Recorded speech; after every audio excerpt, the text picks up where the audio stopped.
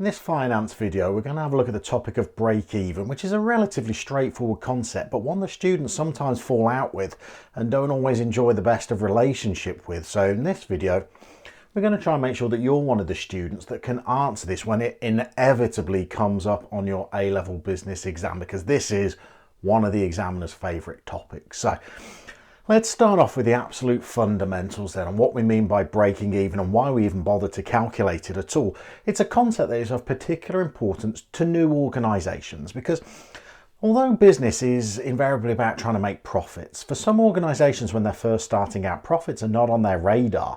Making a profit isn't something that all businesses can realistically do from the absolute outset. For many organisations, being in business is about survival in those early days, particularly if they're trying to penetrate quite established competitive marketplaces.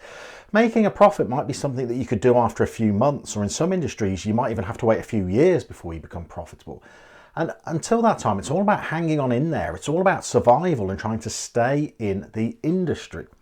So to do that, you've got to break even. And break even literally means you sell enough of your products to cover all of your costs that you incur running the business. You don't sell so many products that you actually start making a profit, but you've sold enough so that you don't make up a loss, so you're not running up debts. You've sold just enough products to cover your costs, pay your bills, and break even. Now, to understand break-even, we need to understand the different costs that businesses might incur. And that's really going to be our trigger to help us calculate what's known as the break-even level of output. So when you're running a business organisation, there's going to be two different classifications of costs that you might encounter. The first are called fixed costs, and these are costs that have got to be paid on a weekly or a monthly basis, regardless of your level of output. So it doesn't matter whether your business manufactures 1 million products or your business manufactures 0 products. It doesn't matter whether you're working flat out or whether the entrepreneur is on their holidays in the Canary Islands. Fixed costs have to be paid. And because they have to be paid, they remain constant, they remain static, they remain unchanged as the level of output varies. So a classic fixed cost would be something like rent. If an entrepreneur is renting a property or a facility for £2,000 per month, that rent is going to remain constant in the short run, regardless of what our level of output is. If the entrepreneur is on their holiday diddlies and they're not creating any products at all, they've got to pay the rent. They can't ring up the landlord and say, I'm on holiday, I don't want to pay rent this month. It's fixed, it's got to be paid. But by the same token, if the entrepreneur runs their business flat out and is manufacturing more products than they could possibly imagine, it's not like the landlord gets on the phone and says, I'm putting your rent up, you're making too much use of the facility that I am leasing to you. So fixed costs remain constant as the level of output produced by the organisation changes. So what we've got to try and do is to sell as many products as we can to cover those fixed costs. We've got to try and make sure that we sell enough of our products to cover our rent, to cover our insurance, to cover those salaries that we've committed to pay on an annual basis. So every time we sell a product, we are making some revenue that can help cover these fixed costs. The only sticking point is, when we sell one of our products or our units of output, we don't get to keep all of that revenue, because every sale that we make will also incur some variable costs per unit. So every time we manufacture a product or we sell a unit of output, we will have had to buy in some raw materials to make that product out of, or if we're selling finished goods and we're a service business, we'll have had to have bought in stock or inventory to sell on. We will also have to have paid some wages per hour to our workers on our production line or in our warehouses managing this stock.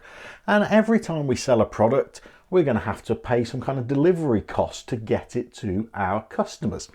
And these costs are variable. If we don't manufacture any products at all, then we won't require any raw materials. We won't purchase any inventory.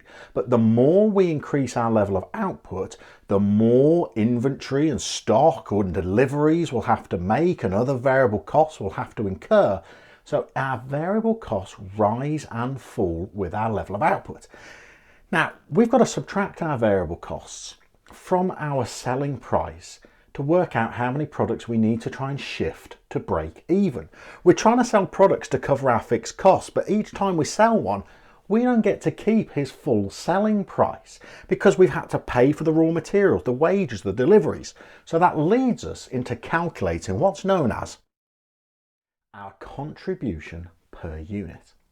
Every time we make a sale, we can calculate how much that sale is going to contribute to us breaking even, to us covering our fixed costs of production. So if we sell products for £10 per unit, but every time we sell one, we've got to manufacture it first, and that costs us £4 per unit. Our contribution per unit is £6. We make £10 by selling it, but it costs us £4 in variable cost to produce. So we're really only having £6 left over that contributes to paying off our fixed costs. Now, when we use this break-even formula, that's the bad boy that can help us calculate how many units we do need to sell to cover all of our costs, to make sure that our business breaks even. So our break-even formula is our fixed cost divided by our contribution per unit. And our contribution per unit is our selling price minus, take away, our variable cost per unit. Now, if we can commit that formula to memory, invariably that's going to come up on either a multiple choice question in the exam or a short answer calculation in the exam. And across the 3 papers, this little chap is usually in there. So we can make sure that we can pick up the marks that we need to nudge us up another grade boundary. So we've got to understand our fixed and our variable costs. We're probably going to be able to need to quote some examples of the two just in case for multiple choice questions. We've got to know our break-even formula so that we can calculate it in the exam. And it's also worth knowing that if we remember that formula, we've got to then remember what contribution per unit means as well. So that's our selling price minus our variable cost per unit. Once we use that calculation, it tells us how many products we need to sell to break even. We won't make a profit at this level of output, but we won't make a loss at this level of output either. It will mean that we can survive and carry on. So hopefully that helps you fill in some of the gaps on that topic. Really is a simple concept, and it really is one that's examined very frequently. If you have any questions about it, throw them downstairs in the comments. Hopefully you continue to like, subscribe, share these videos with your friends. Good luck with your ongoing revision. I know it's not long to go to the exams. We'll see you soon for some more tutorials.